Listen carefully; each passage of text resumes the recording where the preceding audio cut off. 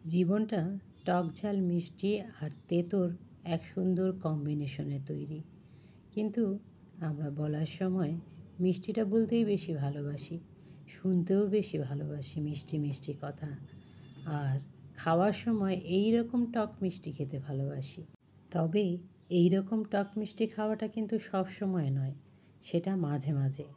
জীবনে কখন কতটুকু টক থাকবে, মিষ্টি থাকবে আর তেতো থাকবে, লবণ থাকবে কতটুকু, এটা কিন্তু সব সময় আমাদের নিজেদের পছন্দের উপর থাকে না।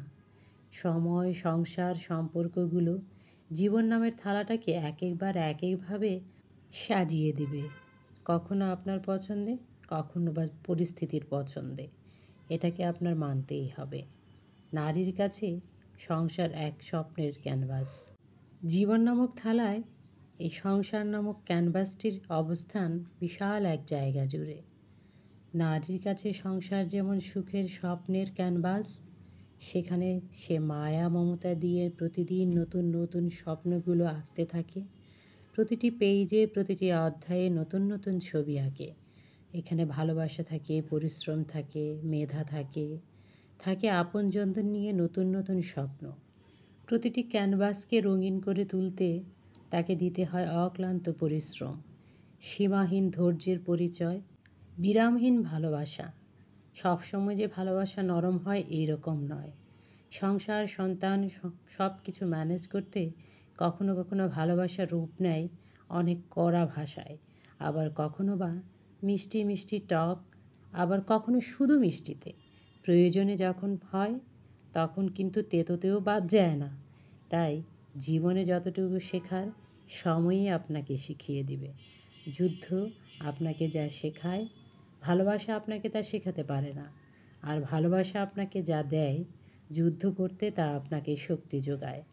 হ্যালো এভরিওয়ান, আসসালামু আলাইকুম। আমাদের গল্পগাথা থেকে আমি রুবা সবাইকে ওয়েলকাম করছি নতুন দিনের নতুন আরও একটি ব্লগ ভিডিওতে। আমি খুবই সাধারণ মানুষ, সাধারণভাবে জীবনযাপন, আর সাধারণ আমার কথা। ভালো লাগা, ভালোবাসা থেকে যেটুকু ভালো লাগে আমি সেটুকুই আমার বন্ধুদের সঙ্গে ছোট্ট ছোট্ট ক্লিপ করে একটা নতুন ভিডিও আকারে চলে আসি বন্ধুদের সঙ্গে কানেক্টেড থাকতে। আশা করছি আমার সকল বন্ধুরা অনেক অনেক ভালো আছেন। দেশে এবং বিদেশে যে যেখান থেকেই দেখছেন, একটা লাইক দিয়ে নিশ্চয়ই কন্টিনিউ করছেন। আর যদি তুমি ভুলে গিয়ে থাকো, কোনো সমস্যা নেই, আমি তোমাকে মনে করিয়ে দিলাম। Good morning my dear friends. এই তো পরের দিন সকালবেলা চলে এসেছে বারান্দাতে পানি দেওয়ার জন্য গাছে। মিষ্টি গোলাপি গোলাপের শুভেচ্ছা জানিয়ে শুরু করছি নতুন দিনের নতুন অংশটুকু। তুমি যদি আজকে আমার চ্যানেলে প্রথম হয়ে থাকো তাহলে বলবো প্লিজ একটি লাইক দিয়ে আমার চ্যানেলের পাশেই থেকে যেতে পারো। লাইক দেওয়ার পর সাবস্ক্রাইব করে বেল বাটনটি অন করে রেখো। আর অন করার পর অল অপশনটি সিলেক্ট করে নিও। এতে করে আমি যখনই ভিডিও আপলোড করব তোমার কাছে পৌঁছে যাবে প্রথম নোটিফিকেশন, আর তুমি প্রথমেই ভিডিওটি দেখে নিতে পারবে। আর যারা অলরেডি লাইক, শেয়ার এবং সাবস্ক্রাইব করে অল অপশনটি সিলেক্ট করে দিয়েছো, তাদের সকলের জন্য রইল অসংখ্য ধন্যবাদ। অনেক দিন পর ভাবি, বান্ধবী আর আমি হাঁটতে বেরিয়েছিলাম। তখন ওই চটপটিটা খেয়ে নিয়েছিলাম, সেটুকুরই একটি ক্লিপ দিয়ে শুরু করেছিলাম আজকের ব্লগটি। পুঁই গাছের পাকা পাকা গোটাগুলো দিয়ে মাটির উপর আমরা ড্রয়িং করতাম, আবার সেগুলোকে এবড়ো থেবড়ো করে দিতাম। তবে নিজেরটা নয়, পাশের বন্ধুরটা। কখনো আবার লুকিয়ে ক্লাসে নিয়ে গিয়ে বন্ধু যেখানে বসবে সেখানে ঘষে দিতাম। আমার মতো এরকম দুষ্টামি কে কে করেছো আমি জানি না, তবে আমি কিন্তু দুরন্ত ছিলাম এবং প্রচণ্ড রকমের দুষ্ট ছিলাম। এইসব কাজ কিন্তু আমি অনায়াসেই করে নিতাম। পাকা পাকা পুঁইগোটা দিয়ে পুতুল বিয়েতে মেহেদি পরানো হতো, খুব ভালো লাগতো তখন। কারণ তখন এই পুঁইগোটাগুলো পাকা পাকা পাওয়া যেত। আর এখন তো সবাই কাঁচা কাঁচা পুঁইগোটাগুলোকে ভাজি করে খেয়ে নেয়। খাবে না কেন সেটাও তো আমি ভাবছি, কারণ এদেরকে ভাজি করে খেতেও তো ভীষণ ভালো লাগে। ওই যে সন্ধ্যায় আমি ওদেরকে ভাজি করে নিয়েছিলাম, সাথে আলু কুচিয়ে দিয়েছি আর টমেটো দিয়ে ভাজি করে নিয়েছিলাম ঢেকে ঢেকে। বেশ ভালো লেগেছে কিন্তু খেতে, কারণ আমি খাওয়ার পরই ভয়েস ওভার করছি।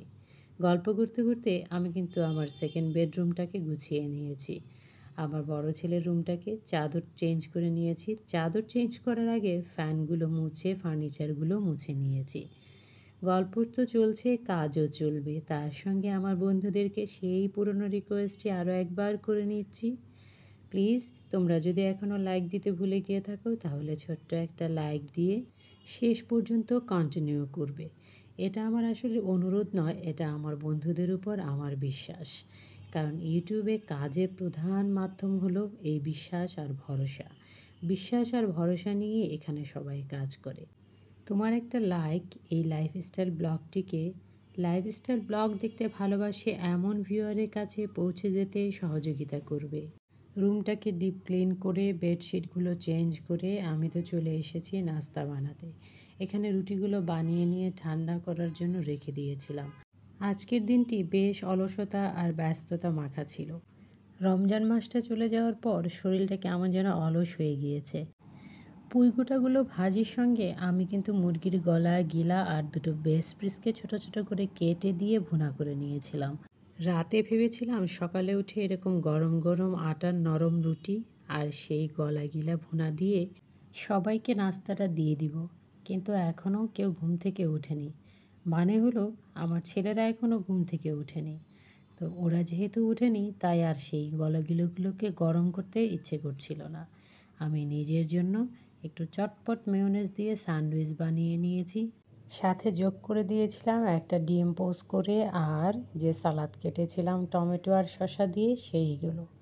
সবগুলো নাস্তা শেষ করে নিয়ে চলে এসেছি এখানে চা নিয়ে। আমি তো সবসময় চা খেতে খেতে বারান্দাতে আর টিভির সামনে ঘোরাঘুরি করি। এটা আমার অভ্যাস। ব্লগ ছেড়ে দিয়ে আমি কাজ করতে থাকি আর দেখতে থাকি আর চাটাকে এনজয় করতে থাকি। আমার নতুন এবং পুরাতন সকল বন্ধুদের জন্য আমার অন্তরের অন্তঃস্থল থেকে রইল অনেক অনেক শুভকামনা এবং দোয়া। তোমরা ভালো থাকো এবং সফল হও। এতক্ষণ পর্যন্ত দেখানো কোনো কথা, গল্প এবং কাজ যদি তোমার ভালো লেগে যায় তাহলে ছোট্ট একটা কমেন্টস করে আমাকে জানিয়ে দিতে পারো কোন অংশটা তোমার ভালো লেগেছে। আর তুমি বন্ধুদের সঙ্গে শেয়ার করে তাদেরকেও দেখার সুযোগ করে দিতে পারো। আজ এই পর্যন্তই, দেখা হবে নতুন কোনো দিন নতুন কোনো ব্লগে। সেই পর্যন্ত ভালো থাকো, সুস্থ থাকো, চাঁদের আলোয় আলোকিত হোক তোমাদের জীবন। টাটা।